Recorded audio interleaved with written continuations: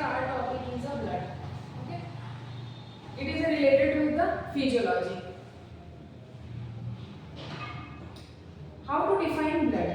Blood basically, blood have two composition. Blood में क्या होता है, दो चीजें होती हैं, एक होता है plasma,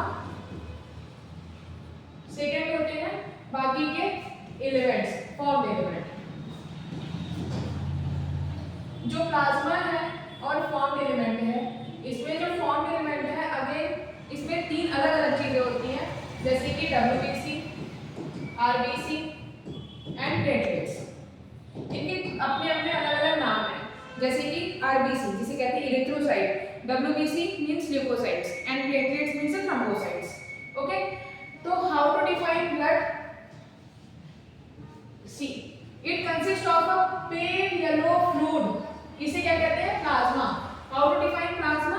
pale yellow fluid it's plasma in which the formed element RBC red blood cells, WBC मतलब white cells and platelets are suspended. मतलब अगर कोई ये ब्लड है, ये टेस्ट ट्यूब है, इसमें ब्लड है, तो इसमें दो चीजें हैं, एक प्लाज्मा है, दूसरा ब्लड कंपोजिशन है। ओके, नेक्स्ट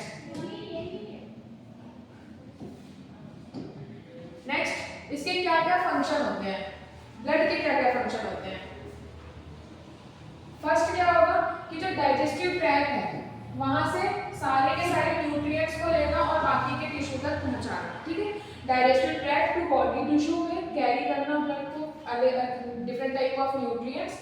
और क्या करता है? एक्सचेंज ऑफ गैस के लिए रिक्वायरमेंट है ब्लड का। नेक्स्ट जो वेस्ट प्रोडक्ट है अलग अलग टिश्यू, वेरियस टिश्यू से, ये क्या करता है? एक्सचेंज कर रहा है, kidney exchange, kidney for the exchange या फिर एक्सक्रीशन। इसमें क्या होता है? हार्मोन्स भी कैरी करता है। जो हार्मोन्स होते हैं वो ब्लड के थ्रू कैरी होते हैं। बेसिकली अपन दो सिस्टम पढ़ते हैं, नर्वस सिस्टम और एंडोक्राइन सिस्टम।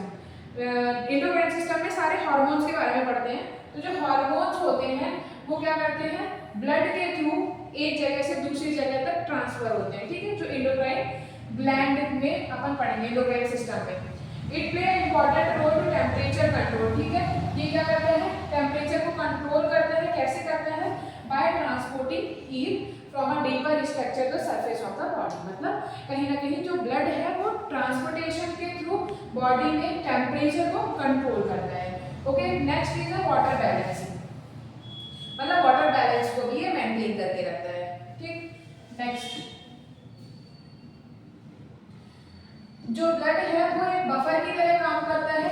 बफर की तरह मतलब इसमें बाइकार्बोनेट HCO3 और हाइड्रोजन प्लस, बेसिकली ये बेसिक नेचर का होता है और ये एसिडिक नेचर का, और ये दोनों ही ब्लड में आएंगे और ये दोनों क्या करेंगे? बफर का फॉर्मेशन करेंगे। तो जो ब्लड है उसमें क्या होता है? बफर का फॉर्मेशन होता है। क्यों? क्योंकि उसमें बाइकार्बोनेट होता है जो कि मेंटेन करता है टिश्यू और बॉडी फ्लूइड में जितने भी इलेक्ट्रोलाइट्स हैं उनको मेंटेन करता है। नेक्स्ट है clotting ability. Clotting ability of blood क्या करता है कि लॉस ऑफ ब्लड, जब कभी इंजरी होती है, कोई एक्सीडेंटल प्रॉब्लम है जिसके कारण ब्लड बहुत ज़्यादा लॉस हो जाता है, तो उस टाइम पे जो ब्लड है वो कहीं ना कहीं क्लॉटिंग एबिलिटी दिखाता है, क्योंकि उसमें फाइब्रिनोजेन जो क्लॉटिंग फैक्टर है, फाइब्रिनोजेन, ये प्रेजेंट होता है। ओके, ब्लड में बेसिकली दो पार्ट होते हैं, प्लाज्मा एंड ये जो एलिमेंट्स अपन ने पहले पढ़े थे। और ऐसे ही जो प्लाज्मा है और एक होता है सीरम। तो प्लाज्मा और सीरम में भी डिफरेंस होता है। क्या डिफरेंस होता है ये आप मुझे बताना कमेंट में। It consist of the important factor for defence of the body against the disease. मतलब बॉडी में डिफरेंट टाइप के एंटीबॉडी की, जो ब्लड होता है उसमें different kind of antibodies present होते हैं, जैसे कि IgG, IgM, IgA, ऐसे ही बड़े सारे इम्यूनोग्लोबुलिन्स होते हैं जो कि ब्लड में प्रेजेंट होते हैं। वो कहीं ना कहीं डिसीज के अगेंस्ट लड़ने में, डिसीज से प्रिवेंट करने में हेल्पफुल होते हैं। ओके,